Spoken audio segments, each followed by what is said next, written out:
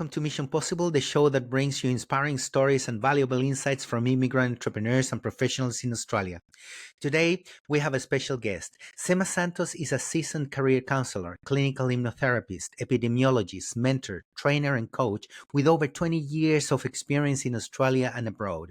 She has helped over 4,000 newcomers navigate their careers and overcome barriers faced by skilled immigrants in Australia. Her background includes extensive research on the occupational health of migrant workers, numerous publications, and collaboration with community groups. Sema's work is incredibly impactful, especially for those who are new to Australia and looking to establish themselves in the job market. In today's interview, we will explore the challenges newcomers face, the strategies for overcoming these challenges, and the success stories of those who have benefited from Sema's guidance. Whether you are a newcomer seeking career advice, an employer interested in supporting immigrant talent, or simply looking for inspiration, this episode is for you. Sema, thank you so much for joining us today. We're excited to hear about your journey and the incredible work you do to support newcomers. Firstly, I would like you to introduce yourself and tell us a little bit more about your background and what started in career counseling and coaching. Okay, so first, thank you very much, Philippe, for having me in your show. And yes, for the opportunity to share a little bit about my experience as a newcomer here in Australia. So, as a career counselor, there was a point in my life that I was very, let's say, having doubts about what I really wanted in my career or if I want to pursue something else. And I was doing my PhD when I decided that something was not very good or fitting with what I wanted. And then I went to see a career counselor that was provided by the university. And when we talked, she said, "What is your main concern?" I said, "Well, it's very bothering me here because what I want to write, I read, but I cannot write anymore. I feel like I am stuck. I cannot really put my thoughts and write anything about what I read." And then she gave me some exercises, and then we did together. And then she said, "It's not the question that you cannot write, because you can write. It's the question that you may be having doubts about if this PhD is for you. Is that correct?" And I said, "Yes, that's right." So I really want to do a PhD, but that theme for that PhD was not something that I want to do. And I was really at the time in my life that I wanted to be more close to the community. And you may not know, but research is a very sometimes solitary life that you spend lots of time reading, thinking, and of course you discuss with your colleagues. But it's a lonely journey. And at that time, I didn't want to be in that lonely journey. And I had a background in business as well, when my family runs business in Brazil. And I'm very into business and being academic. In academia, I felt that I was a little bit lost. But at that time, despite I have been in academia for a long time, that time I didn't want to be there anymore. So, and it was a big decision. I had to pivot that moment in my life. And then I decided to become, again, an entrepreneur that I never stopped, but be more full on. Yeah, amazing. How long are we talking? How long ago? Was in 2014, 15. Yeah, okay. Yeah, right. And before that, what did you do? I was a researcher, medical researcher, Yeah. research in different areas in epidemiology, because I have Yeah. a background in epidemiology. And I was researching, my first research was connecting what I have done during my underdegree. There was human movement or physical education. And then I was doing research in pregnant women Yeah. in exercise, and the outcomes during pregnancy and after pregnancy, and also what was the situation for the offspring when they were born. So I spent time doing research in the field, and then I moved to cardiovascular disease, the emergency in the hospital with cardiovascular disease. Did research also in occupational health of migrant workers in Australia, and also in oral health of aged population when they move to or into an aged care. So Yeah, different aspects of research. My main one was in pregnancy and exercise. yeah, interesting. So how did you become or what inspired to help newcomers or new immigrants? Well, I, based on my own story, coming to Yeah. a new country and wanting to succeed and not knowing how, and having to stumble in many different barriers or rocks in front of us. So I have been always involved with the community. And by the way, the Brazilian community was born here in my kitchen. So with friends talking about, and I said it's time to put something officially here, and we started. And I was very heavily involved with the community and helping others to succeed in different ways. And then when I had decided to leave for the first time the academia, I went into entrepreneurship. I opened my own business here with something that my family used to do and I knew how to do. And then I failed. I Mm. failed behind scenes, not in front of clients. With clients, everything was spot on. But with the system, the culture, I failed. So I lost a lot of money. And of course, I felt very depressed. And that time in my life when I decided to find something more than just conventional therapy. And Mm. that's why when I found hypnotherapy and I went there just to learn to help heal myself, and I fell in love and I also start helping others. So I did the whole diploma in hypnotherapy and became a clinical hypnotherapist and working since 2013, helping especially migrants with the emotional support that they need in their new lands. Yeah, amazing. It's interesting because I had a couple of failures as well as an entrepreneur, probably because I wasn't doing something that I was really passionate about, but I was trying to do something that I needed to do. So, sometimes that's when you realize that basically to become an entrepreneur, you have to do something that you really love, because it requires a lot of your time, of your emotional. It's emotionally draining, and you work 24/7, right? So yeah, it's interesting because as an immigrant, you have to find a way. Probably in our countries, our journey is a little bit more straightforward, I think. But being an immigrant, you have to find your own way. And in that sense, in your opinion, what are the biggest challenges newcomers face when starting their careers in a new country, or in Australia? Yeah, there are many, Mm. many barriers. Mm. Uh, some are stronger than others or bigger than others.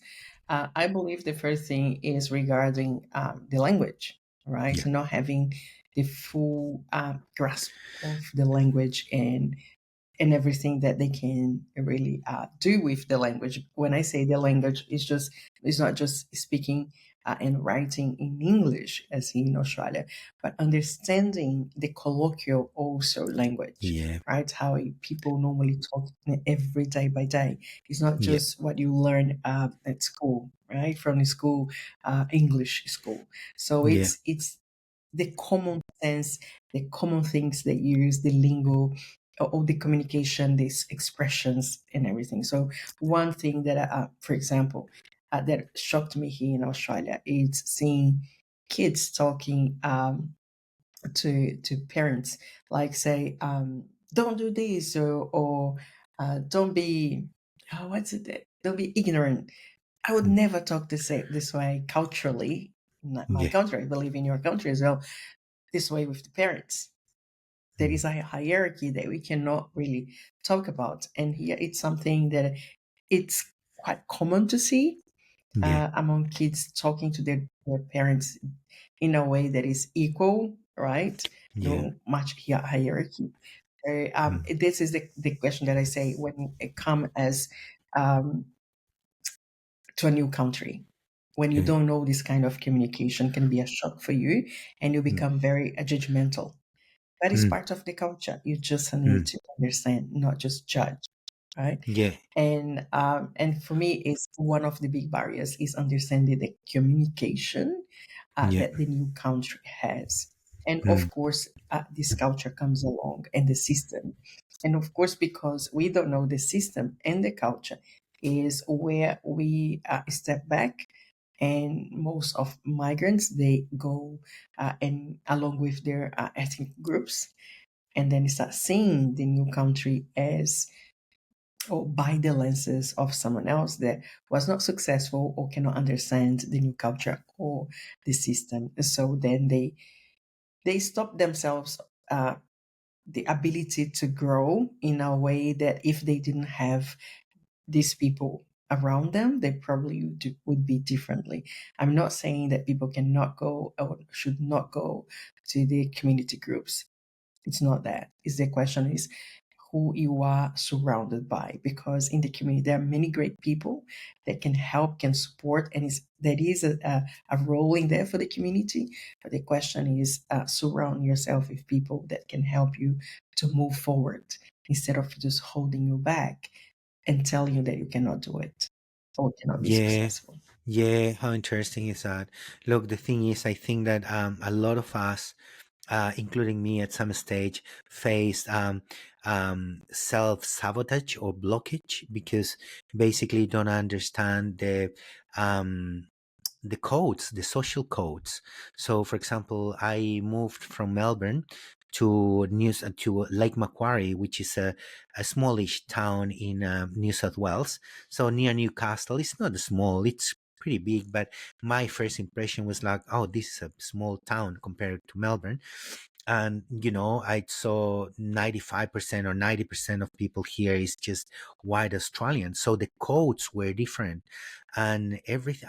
I wasn't sure how to um not communicate effectively, but basically what the codes are here. So they have even different slang and different language, and I was like and yeah, the way you communicate in business is different than you communicate colloquially. And look, there was a lot of things that prevent me to pursue what I wanted to do. And then I realized I basically started a very traditional business that it wasn't that I wanted to do, but it's what I thought that I had to do at that stage because I had some sort of a window opportunity. I was like, oh, I'm just going to take it.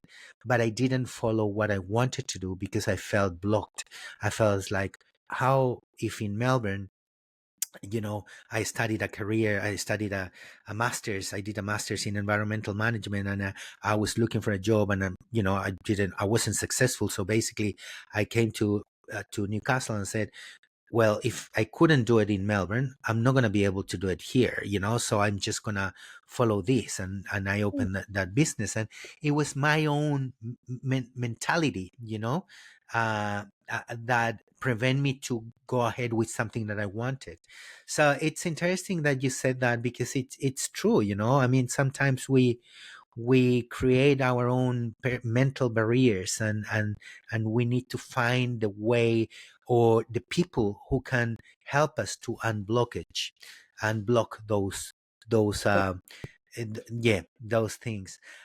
So what does your approach to career counseling and coaching address these challenges? How does your approach? Well, when I decided to career counseling, I was or career development, as you talk about the name of the course. I was working with newcomers, helping them with businesses because I have established a not-for-profit organization, but I was educating newcomers how to run a business in Australia, right? And especially about the cultural parts, networking, and also with the business advice. Yeah. So when I became a career counseling, I was working in a project for the government that came up. The project was brought from Canada to Australia, and I was part of the development of this program here in WA and developing the trainings, the inductions, and also recruiting, matching mentors and mentees. So I was very heavily involved. And I felt the need to learn more about careers because I had the career in business, but I felt like they need to really understand more about what is behind a career that I don't know. So I Mm. went to study, and the career aspect is based mainly on um, the theories that we have. You have more than 10 career theories, and for each theory, as the name says, is a theory, but you base your knowledge and base your experience in something that comes as this could exist, this could be a possibility, right? So, I decided then to work with newcomers as I have been working with them, mainly because of the, let's say, the short vision that many migrants have about themselves in the new country.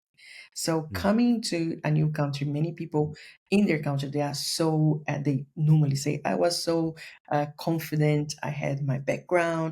I had a good job, a good salary, and decided to come to Australia and became invisible.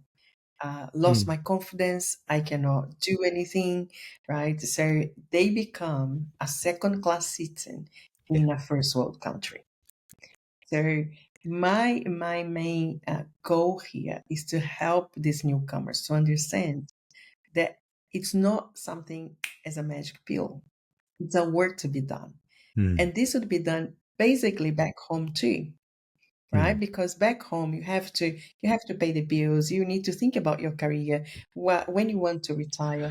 But the thing is, not many people think about retirement, and they come to Australia and they see lots of advertisements on TV, on radio about superannuation when you retire.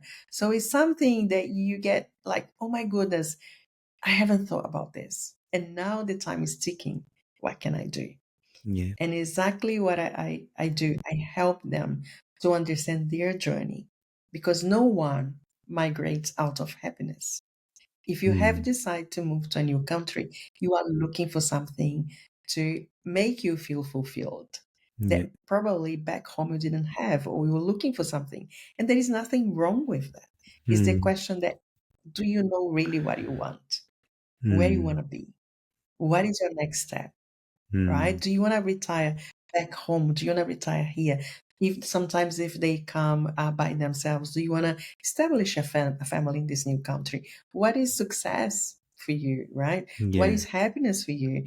So the definitions of the basic concepts Mm. of being a human and anywhere in the world, but in a new country. So that's my mission, to help these newcomers to understand that they have powerful contribution to make to this country. But for some reason, they disconnect from themselves and they are not Mm. there anymore, even for themselves. That's powerful. That's interesting because I'm sometimes I feel like that. I feel like I am a second class citizen in a first world country, and I feel invisible, even though I'm trying to integrate myself. I'm trying to help other immigrants and trying to make my contribution. But sometimes you feel like you're a little bit isolated, and we how do we overcome that and how do we it's all about our what we want, how we define ourselves. And in my case, I just came to study. I never thought that I was going to stay here forever. But I met my wife and I decided that I wanted to have a family. If I wanted to have a family, I wanted to have a family here in Australia because it's a better country for my kids. And we can have a hope, something that is sometimes here you take it for granted, but in South America, sometimes we lack. the hope of a better future. And that's one of the main reasons. Hope, for me, it's hope, love, and peace, peace as well, and yeah, look, I mean, it's interesting because you're making me think now why I decided to stay in Australia, even though sometimes I feel that I don't exist. That- but Yeah. we navigate through these stages, and we get stronger, I suppose, and we get wiser, and we studied, and we try to overcome these phases, these challenges. Do you have any success story of newcomers that you work with who has successfully transitioned into their career in Australia? Yes, I have plenty. So working with newcomers gives me the award to help them to see their future. But what I want to say here first is there are two situations when we think about moving to a new country and establishing ourselves as a professional in a new country. The first thing is the I want a job point of view, right? That's Okay. the situation. Many newcomers think they just need to have a good resume and Mm, apply for the job and get the job, mm, and then it's fine. mm, But it's not.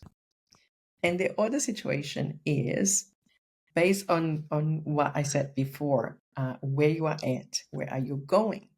Because that first job, probably you won't be there forever. So mm, what is your next step? So it's aligned with your life goals as well. So normally people see their careers completely separate from their lives, and it's not. They are integrated. So you choose a career based on the lifestyle that you want to have, and sometimes people don't think about because it's so unconscious for them. So you don't choose to be a teacher if you don't like kids or if you don't like to teach, yeah. right? You don't choose to be a doctor if you don't like the hospital environment. You don't choose to be an engineer if you don't like math, right? So despite it's a beautiful profession, but you are not attracted to math. So we Yeah. choose based on what we see that we can perform well and what we enjoy doing. So Mm, coming to a new country and having this myth that I just need a resume.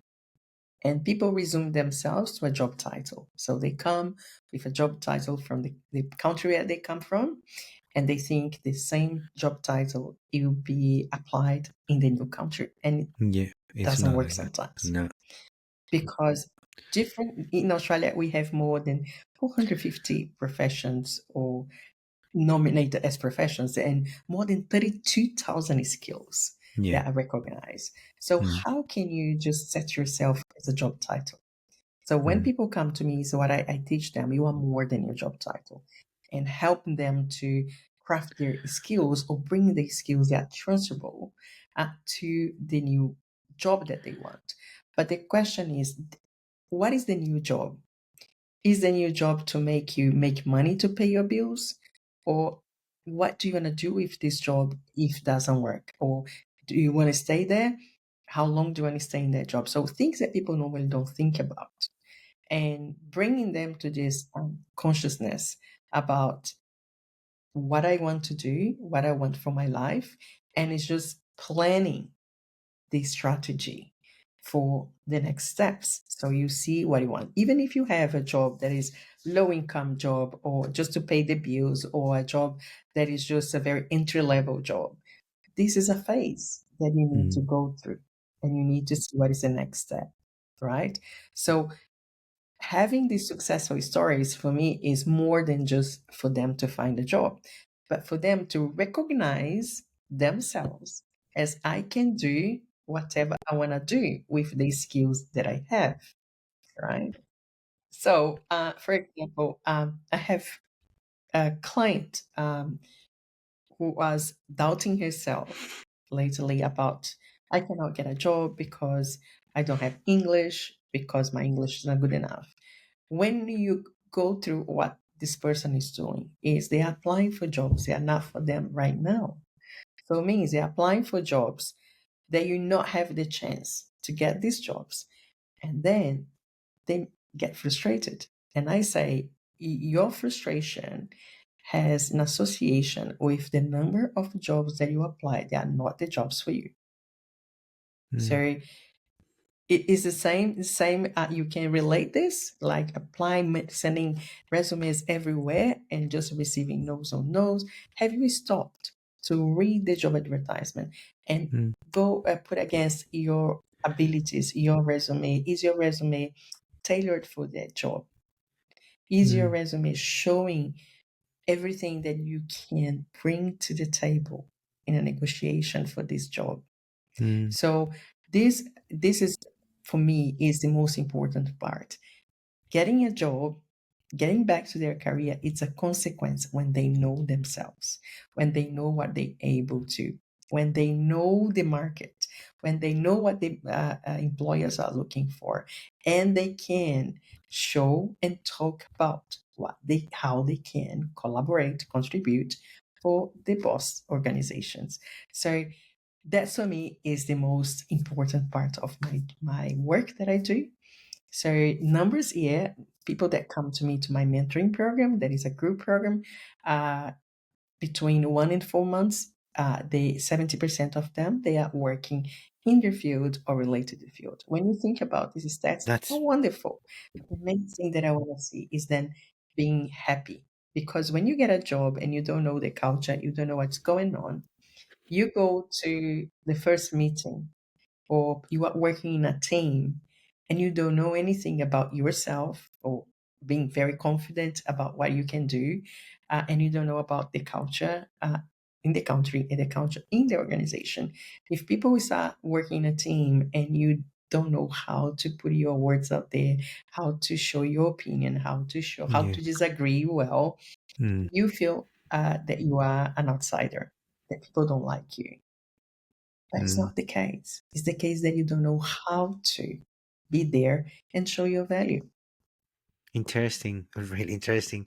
I would love to have had this chat probably 10 years ago when I was in a crossroad. I was confused and I didn't know how to apply my knowledge or value myself. Sometimes we, as an immigrant, I don't know if it's common, but we have ups and downs like life, like everywhere, not just immigrants, but sometimes when you feel a little bit isolated or like you don't belong, you need to change that story in your head. And it's like, how can I validate myself? How can I get self-confidence as well? Um, I mean, I had so many things to show, but I don't know how. One of the things that I suffer from was to um, um and it has a name. It's when you apply for too many jobs and um rejection, frustrated rejection. It's basically when you get Yeah, sick of getting rejected. It's like, oh my god, that's right. I can't keep applying. You are burned uh out of rejection. yeah, yeah, Yeah. yeah. And then your self-confidence goes down, and it's like, I don't fit in. So how can we overcome that, in your opinion? So this is an internal work first. This is a very internal knowledge that you need to get about yourself, as we Mm, call personal development. yeah. Right? Sometimes we don't want to face why you don't want to face it. It's like you want to avoid the pain, you want to avoid to do the work, and comes with a responsibility, because every decision that you make comes with the responsibility about the actions that you just have to do. So let's say you have a problem with public speaking. And public speaking is not just being in front of others, like an audience, like 100 people. No, public speaking, as the name say, is in public. You can Yeah. talk to anyone, even in the supermarket. But it's how you can conduct the conversation to have a flow, not just an empty space between questions, Yeah. right? So as ended open questions. So the situation is, the first thing that I see that I offer to my newcomers is to understand first the reasons why, the real reasons why you have decided to be in a new country. Could be anything. Could be the first thought that you remember when you were a kid, you want to live abroad. And this thought has a reason to exist, Mm, right? mm, And when you make the piece with pieces with, I want to be in a different country. I don't want to be where I am. It's fine. So you understand your decision is the question of I decided to and honor your decision. Doesn't mean that you cannot go back home anymore. It's a question for you to be clear your next steps. mm. So, and the second thing is to understand your internal communication, your internal communication through your emotions. When you are angry, what makes you angry?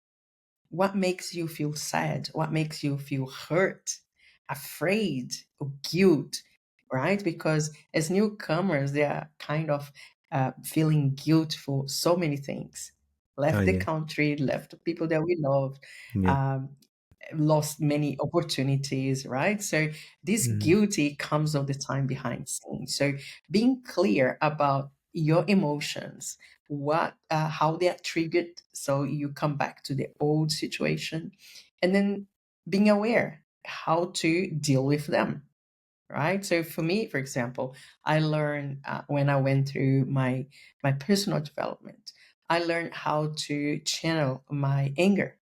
So anger would give me, of course, a moment of rage, and then I will be feeling so sad and feeling all the kinds of things. So I decide that every time when I'm angry, I'm aware of, I acknowledge my anger, but I also channel my anger into ideas, what I can do better to solve this. And that's why when I have the best ideas, I can tell you some of my best ideas came when I was angry because I went to find a solution or something that I could do to make me feel happy and that I'm contributing. So, and that's the point of view when you know yourself. So that's the personal development, knowing yourself. And then as you know yourself, you have a more, let's say, congruent informed decision about what you want to do. And then, of course, putting a plan together. I want to stay here. How much do I need? How much costs my life here? Where I need to be. When I look for jobs, I need to know how much that job pays me. And if that job you help me to, or you allow me to have the lifestyle that I want to have, and learning how to say no instead of just taking because you're afraid that you never get anything better, but making the decision about what I want. Here is an opportunity. Do I want this opportunity or I refuse? So I had mentees before that they went through this and they refused job offers because the job didn't offer them what they wanted. And they believe and they continue with the job that paid the bills until they got the job that they wanted. So it's a question of being aware of your own decisions. What makes you feel happy, fulfilled, and valued? Yeah, it's an internal work. It took me a while to understand the power of transmutation, basically, or to convert negative emotions into ideas or positive emotions. It's I've been reading a lot of personal development books and stuff, and that helped me into those periods where you are very negative, and I overcome those states require a lot of conscious decisions, basically, when you realize that you are having these thoughts. You need to be aware of that. I'm just okay, that I need to change that. I need how do I change that? What's the question I need to make myself to change those thoughts and convert it into a positive idea or emotion? But it takes maturity. It takes pain. Pain, I think, in my opinion, is one of the bridges that we need to um, across when you're an immigrant. There's a lot of guilt, there's a lot of pain, there's a little bit of baggage, the emotional baggage that we need to cross. But the thing is, we need to face them and be aware of them so we can change the narrative in our mind. So yeah, no, it's interesting, very interesting. In that's And normally, I tell you, yeah. and I normally tell you, when people come to me, they come expecting a magic pill. And I No. usually tell them, look, I'm here to support you, but all the work, it's on you. Yeah. Yeah, no, that's true. That's true. And you know, and when you don't have the support, you have to be able to do it by yourself, or otherwise you get stuck in negative emotions. That's the other thing that I sometimes I've met in the past people that they've been here in Australia for 30, 40 years, 50 years. They can't speak the language because they just talk to themselves and they said, no, I can't talk English. You know, I just speak in Spanish and this is my circle of friends and that's it. So they don't overcome those fears. They just make them part of And them. they limit themselves. Yeah. Yeah. In Limit my themselves. case, Yeah. yeah. In my case, I came with the intention, not that I came, but I became in Australia with the intention to integrate myself. I'm gonna integrate myself. I'm gonna be a contribution, and I'm just gonna be one more in the community. And sometimes it's harder. It's harder than you think. Some of them, well, many things behind, but you need to be aware of the stories that you tell to yourself to overcome them. Now, that's the internal side. But how about the external side? What, in your opinion, what common misconceptions newcomers have when about the job market in Australia? Or what's the misconception the market has about immigrants or newcomers in Australia? Okay. So, um, if you hear many newcomers say, you tell that Australia doesn't give me opportunity, they don't like me because I'm a migrant. And of course, there are these kind of things that you Yeah. can have from other people. They are all working here or they are from here. But this can happen anywhere. Even in our own countries, we have this kind of situation that I don't get opportunities in this company because of this is this, or they don't like me because of this is this. So it's general Mm. everywhere, or generally everywhere.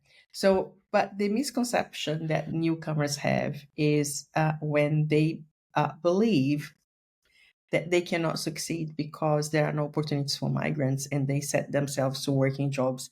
There are jobs for migrants, right? They stay long in cleaning, uh, or in hospitality.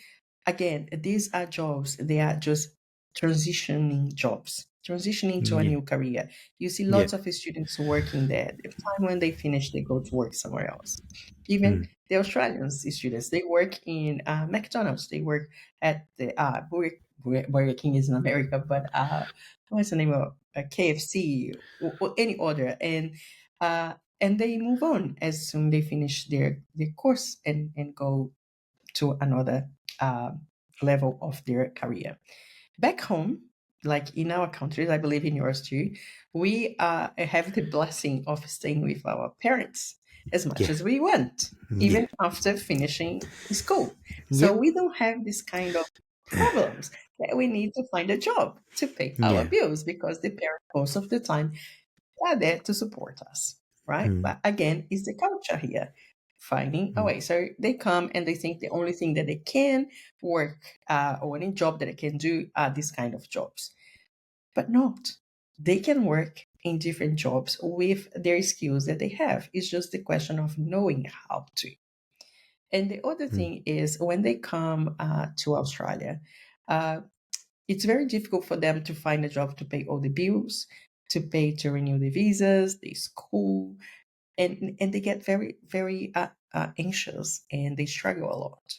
But also, they don't know how to save money. They don't know how to manage their money. They don't Mm. know how much they need to work to get that money from. And especially right now in Australia, when the inflation is so high in terms of housing, food, it's so expensive now.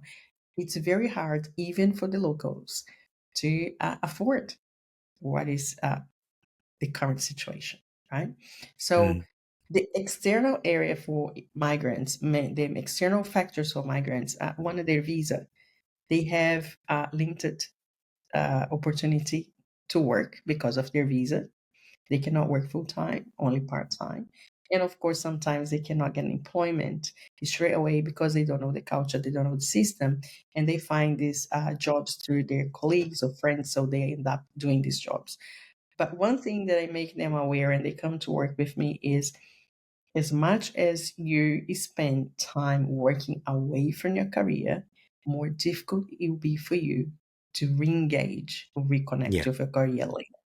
So it's better if you can have a better vision of your future, despite you have a job to pay these bills, a job that is not related to your career, but working towards get a job even in a related field so you continue close to your career. Some Mm, people that come and they also face that I don't want to be in my career anymore. I want a different career, but I don't know what. And they get these courses that, oh, do this course for you to stay here. This course you're allowed to stay here. And there is no guarantee. And then they yeah. end up doing a course that they don't like. When they finish, they get their PR, and then it's a black hole. What I'm doing next? They have no idea. And I see so many people depressed after finishing a course that they didn't like and having their PR and not knowing what to do next. So the external factors are the situation that you put yourself in without thinking ahead. So Mm, visa, yes. The language, yes. Employment, yes. What can mm, you do? You can plan. You can learn. Learn as much as you can. Official information, I may say, not just mm, from someone has experience only, but get the official information. What can you do? What is possible for you? And mm. start planning for the future. Yeah, interesting. Because I did hospitality and commercial cookery at the beginning. Commercial cookery, because well, look, I like cooking, but I never saw myself cooking as a profession. But I like cooking, and then when I start working in the kitchen, I was like, what the hell did I do? It's just not what I wanted. That's right. It's not who I am. I don't fit in here. I don't like the culture. Well, there's not much culture in the kitchen, but um yeah, I just didn't like the whole environment, but I like cooking, right? But I suppose I make a mistake, but I learn a lot. Look, I learn a lot of skills. I can't tell you, I think that at the end of the day, I can see in myself that I got a lot of valuable knowledge and skills. But I worked for a few years in the kitchen. I was like, no, I'm out of here. I'm going back to my communications profession, and it was harder. Yeah, it was very hard, especially when you Yeah. know, So let's I, find it. yeah, and I studied in No, no, yeah. Spanish. Yes. Yeah, So the question is for you. So your background is in communication, right? yeah, yeah, Back home. yeah. So if you have to do a course, why not do a course in something that is related and is in demand, right? So Something that can give you the spectrum. So I know many years ago, and it was happening recently, people offering courses for different courses that could help you to stay or learn or give you more points to stay in Australia. And then you go there, and of course you learn skills. You learn every day, everything. yeah, However, would be different for you if you had done a course that could help you to have a better understanding of your field in a related course, right? So, yeah. for example, do you know that what's your degree that you did back home? I did a bachelor in social communications. It's called, but here is marketing and communications. Okay. Yeah. So, did you know this before you do your cooking course? or no? Yes, look, the thing is, I started in hospitality.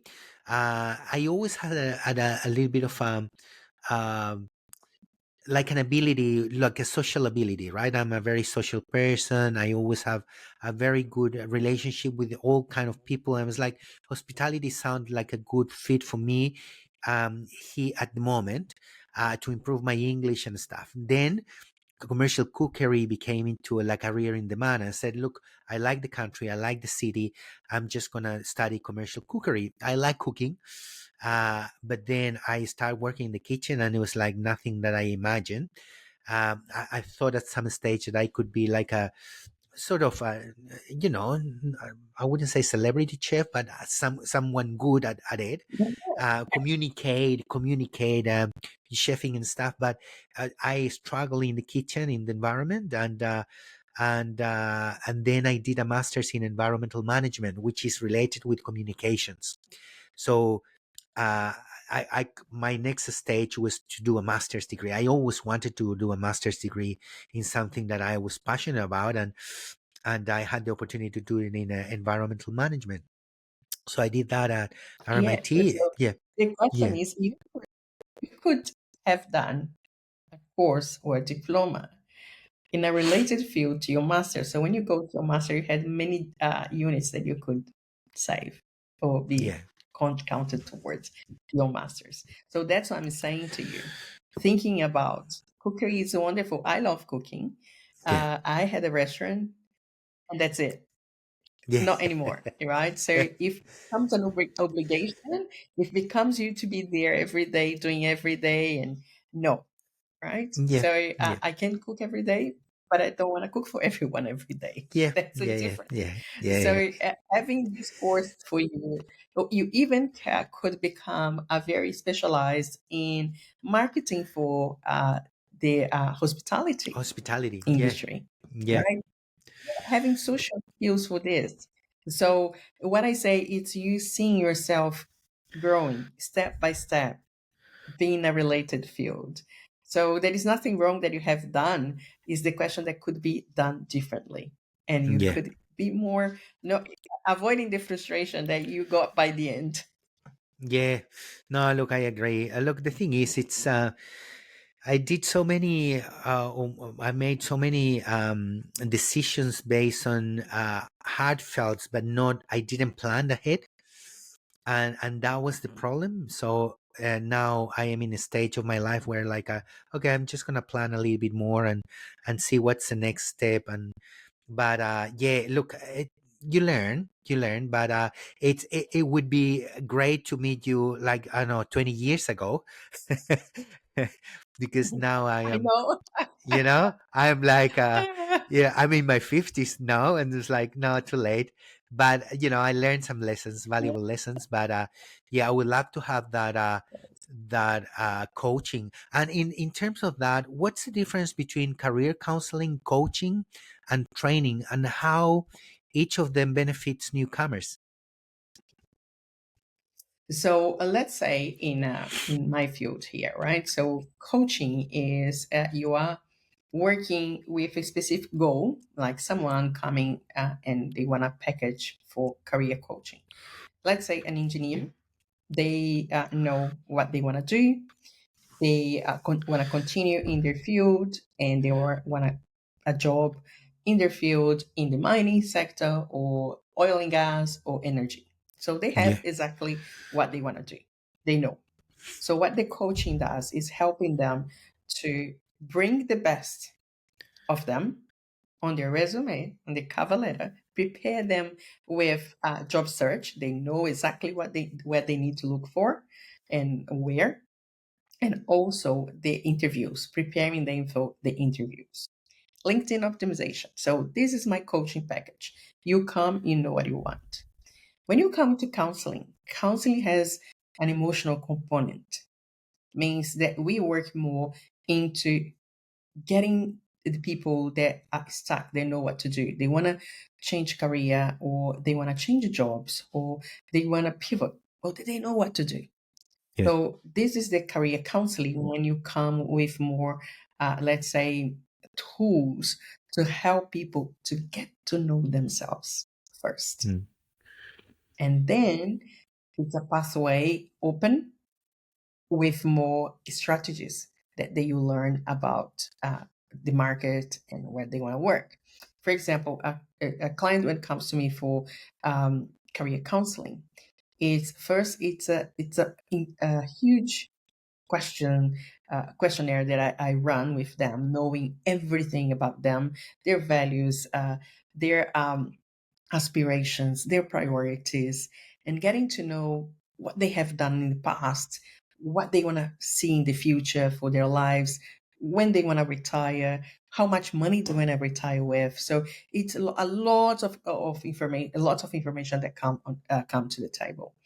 And then it's an exploration, an internal exploration, then an external exploration of what do you have here in Australia. So it's a playground. Go and explore. Come back and bring me what made you feel like a butterfly in my stomach, or you feel like thrilled. Oh, that's what I want. Bring at least 2 or 3 or 5 things that made you feel this way. And then we go deeper, explore one of them, each of them, to see which one you feel the most. And then after that, we have what your really what you're good at, what transfer skills that you can move on to this profession. And what are the options for you, the courses, the jobs, how is the perspective for employment, how much you can earn, and everything. So it's a discovery exploration process regarding counseling. Yeah, amazing. Yeah, it's a different, completely different service, right? Yeah. Oh, now, Sema, what advice would you give to newcomers who are struggling to find the first job in Australia? Well, the first thing is where are you looking for jobs, Yeah. right? Because many people, they just go to LinkedIn or the conventional platforms that we have out there. Uh, we have more than 45 platforms in Australia offering jobs. And there are Yeah. different ways that you can apply for jobs in Australia. So again, depending on what you are looking for, your level of communication, and your ability regarding your visa. Many people can only work part time, so we are looking for jobs. They are part time, not applying for jobs that are full time, and then asking, "Oh, can I do part time?" There is no way, right? So Mm. don't waste your time. Don't waste someone else's time doing this. Applying for jobs that are for you, and not just limit yourself. If you have English, at least upper intermediate English. Don't limit yourself to working in jobs that, let's say, you don't use your skills. Yeah. Look for jobs that way you can apply your skills and where you can be closer to your career. Yeah. How about networking? Because I know in Work. our countries, it's very important, to know people. Yes, and that's something, another myth that many people that come to Australia, they think Australia is a place, who do you know? But they forget networking is something that we do. Like we as humans, we as animals or plants, we network in different ways. So let's say coming to Australia and not knowing anyone, it's crafting your communication. Again, what do you want to say? What you want to hear? So going to a networking event is not just distributing business cards or giving your resume to someone and say, "Hey, do you have a job for me?" This is part Mm. of the conversation, but not the main conversation. The main Mm. conversation is you to be able to really connect with people genuinely. And then when unfolding the conversation, you can talk about you, right? So let's say last Saturday, I was mentoring startups, so the new entrepreneurs. And when I asked them if I had $3 million now, $3 million, what do you do with $3 million? Well, if you don't know how to answer this question, how can you get someone to invest in your business? Mm. So you need to Mm. know this. So if you don't Mm. know what you want, if you don't know how to articulate what you want, or articulate who you are, how you can collaborate, networking becomes a burden. But when you know Yeah. how to talk to people, when you know Mm. how to put yourself up there. For example, another example, a mentee of mine 1 year ago, year and a half ago, he came to me and said, Fern, he was a manager in IT back in his country. And he came to me, he was cleaning boarding rooms in one company that he said, I want to be in that company, I want to work in the company with my skills, but he didn't know how.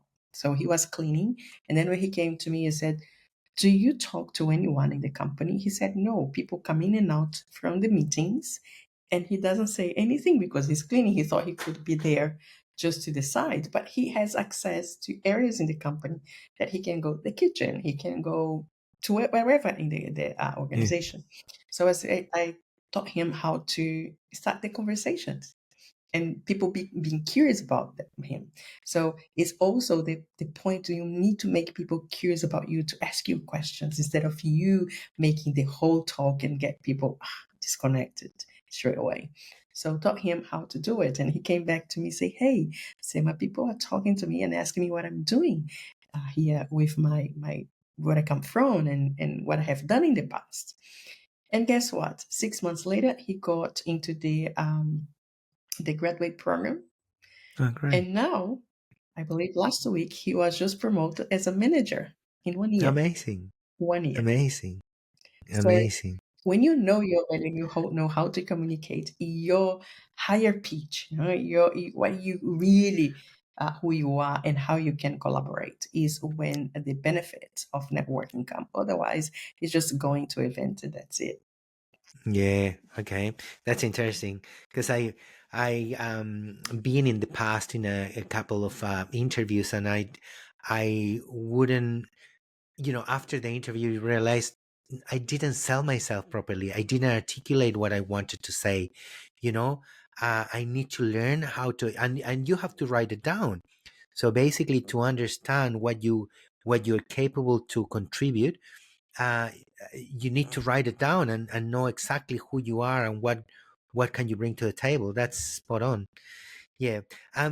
Sema, That's right. what resources or tools do you recommend for newcomers to improve their job search and career development?